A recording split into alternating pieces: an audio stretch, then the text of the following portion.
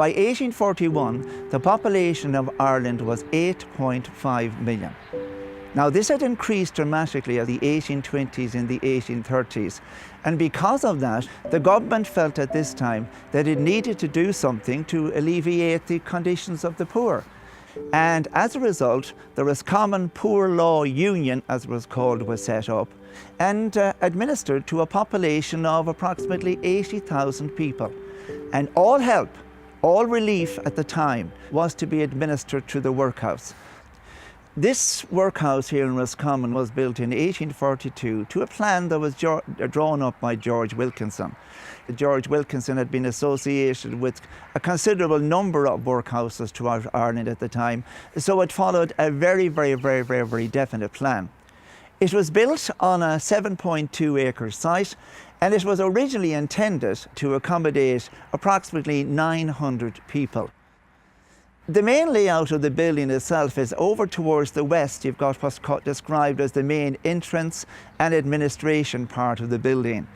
This building is on 2 levels. On the centre you've got a waiting room and you've got a porter's office, and then at both ends as well, because one must remember that there were quite a considerable number of children in this building at the time, and their education had to be catered for. So both right and left, there are 2 areas of that building which was divided up into a male school and a female school. The main part of the building as the main accommodation block. You had the master of the workhouse, his quarters were here at the very centre.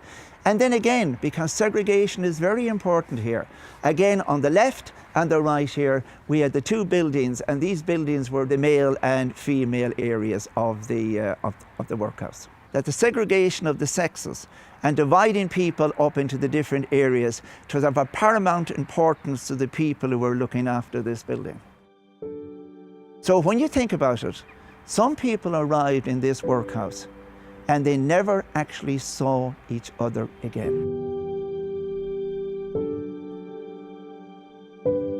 In 1845, the greatest natural disaster to occur in this country was the famine. The famine broke out throughout the whole of Ireland and Roscommon, and of course this was caused by the failure of the potato crop. People came from all over the Midlands here for relief. But for some people coming into this building, this was the last card in the pack. This was the stigma of pauperism. This was admitting that you couldn't look after yourself. So suddenly the workhouse, which was originally intended to cater for 900 people, now started to take on the role of a hospital. Because of the number of diseased people who were arriving here, it was decided to build a fever hospital here on this site, a 40-bed fever hospital. At one stage during 1845, there were in excess of 200 people a day dying from the results of the famine in County Roscommon. So Roscommon was one of the worst hit counties. This Famine Memorial was designed by Elizabeth McLaughlin and Maurice Harnham, and it was erected a number of years ago to remember the devastation that had occurred in Roscommon during the time of the famine. I think when you put things in context, between 1841 and 1861, the population of County Roscommon had declined by in excess of 100,000 people, or 31.5%. I suppose in a way it's a testimony to this building that it catered for so many people during that time. Acre, it's about a half a mile from here. It was a place where the destitute were taken, they were buried in unmarked graves. It's an acre of ground in a very large field. There's nothing to be seen but bushes. Unfortunately, there's no access to Acre. It dates back certainly to famine times, right? But it was used right up until the 1930s. The poor people of the famine who died in this building were taken to Acre. People that had no means or that no family, thousands of them. Acre, it's a common name all over the country.